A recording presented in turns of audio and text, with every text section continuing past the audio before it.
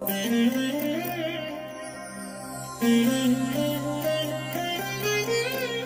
దినం పరము నుండి దిగివచ్చు మాట. ఇది నీ జీవితానికి వెలుగుల బాట, నీ ఒడిలో ఉంచబడిన దీవెనల మూట. ఫిబ్రవరి 17 సంవత్సరమంతా మీరు బైబిల్ చదివి ముగించడానికి ఈరోజు మీరు చదవలసిన లేఖన భాగము ఉదయం లేవియాకాండం 21 మరియు 22 అధ్యాయములు, సాయంత్రం మత్తయి సువార్త 28వ అధ్యాయము. ప్రియమైన దేవుని బిడ్డలారా, ఈ ఉదయకాల సమయంలో ప్రభు యొక్క కృప, ఆయన సన్నిధి మీకు నిరంతరం తోడైనగాక. ప్రియ దేవుని బిడ్డలారా, ఎలా ఉన్నారు? బాగున్నారు కాదు? ఆయన సన్నిధి మిమ్మలను ఎల్లప్పుడూ ఆవరించే ఉంటుంది. మీరు మీ జీవితంలో తొట్టిల్లే పరిస్థితుల్లో ప్రయాణం చేస్తున్నప్పుడు ఒక్కసారి ఆయన వైపు చూడండి. బండ మీద మీ పాదాలని ఆయన నిలబెడతాడు. తొట్టిల్లకుండా ఆయన మిమ్మల్ని కాపాడుతాడు. ఆయన నిందారహితులుగాను, నిర్దోషులుగాను, నీతిమంతులుగాను సజీవమైనటువంటి ఈ భూమి మీద సజీవుడైనటువంటి దేవుడు మంచి నెలలో మిమ్మల్ని స్థాపిస్తాడు. ఆయన కృప దినదినం మీ ఎడల అధికమవుతుంది.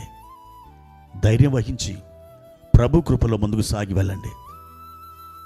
ప్రియ దేవుని బిడ్డలారా, ప్రభు వారిచ్చిన లేఖన భాగాన్ని చదువుకుందాం. లూకా సువార్త 1వ అధ్యాయము 52వ వచనం.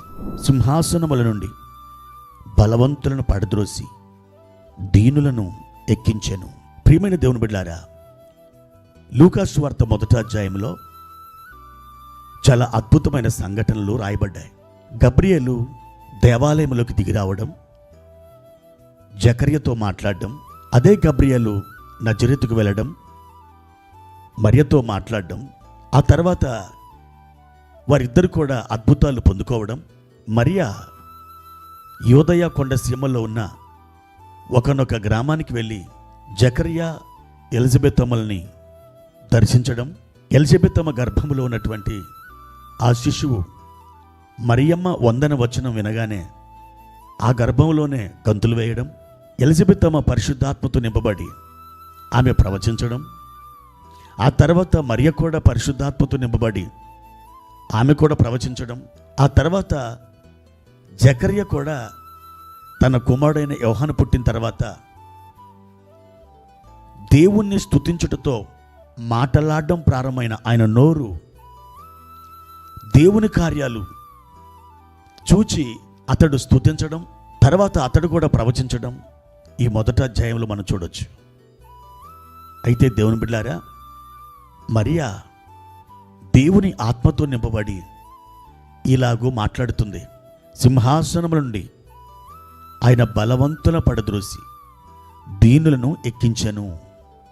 అవును దేవుని బిడ్డలారా, సింహాసనముల మీదికి ఎక్కించువాడు ఆయనే, సింహాసనముల మీద నుండి దించేసేవాడు కూడా ఆయనే. మీకు తెలుసా, ఒక బానిసగా ఉన్నటువంటి యోసేపుని పరాయి దేశంలో ప్రభు ఒక గొప్ప మంత్రిగా, అధికారిగా దేవుడు నియమించలేదా? ఆలోచించండి.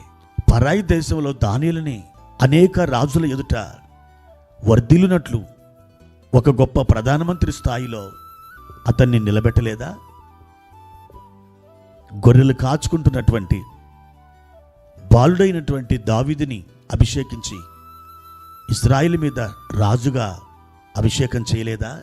గాడిదలు తప్పిపోయినప్పుడు వెతకడానికి వెళ్తున్న సౌలుని పిలిచి అభిషేకించి ఇజ్రాయేలు మీద ఆయనని రాజుగా ప్రతిష్ఠించలేదా? సింహాసనముల మీదకి ఎక్కించేవాడు ఆయనే, ఆ సింహాసనముల మీద నుండి దించేసేవాడు కూడా ఆయనే. ప్రియ దేవుని బిడ్డలారా, ఆయన ఎదుట దీన మనస్కులై నీవు తగ్గించుకొని నేల మట్టుకు వరకు ఆయన సన్నిధిలో నీవు దీన మనసు కలిగి తగ్గించుకొని ఆయన ఎదుట గడగడ వణుకుచున్నప్పుడు నిన్నును ఆయన హెచ్చిస్తాడు. నీ పీఠమును ఆయన హెచ్చించి ఇతరులకు తన మహిమని బయలుపరుస్తాడు. ఆయన ఎదుట దీన మనసు గలవాడవై, దీన మనసు గలదానివై ఉన్నావా? ప్రభు ఈ గాఢాంధకారమైన ఈ చీకట్లోనే ఒక వెలుగుని నీకు బయలుపరుస్తాడు. ఈ ఇరుకులోనే ఒక త్రోవనికి సిద్ధం చేస్తాడు. నా జీవితం ఎటుపోతుంది అని ఆందోళన చెందుతున్న నీకు ఒక సింహాసనాన్ని నీ కొరకు ఏర్పరుస్తాడు. ప్రియ దేవుని బిడ్డ, దేవుని సన్నిధిలో సాత్వికమైన మనసుతో నిన్ను నీవు తగ్గించుకొని ప్రభు చేతులకు అప్పగించుకో. నిశ్చయముగా మేలు వెంబడి మేలు, కృప వెంబడి కృప, మహిమ నుండి అధిక మహిమ దేవుడు నీకు అనుగ్రహిస్తాడు. ప్రభు కృప నీకు తోడైననుగాక. ప్రార్థన. ప్రియమైన తండ్రి, మీ ఘనమైన నామానికి వందనాలు.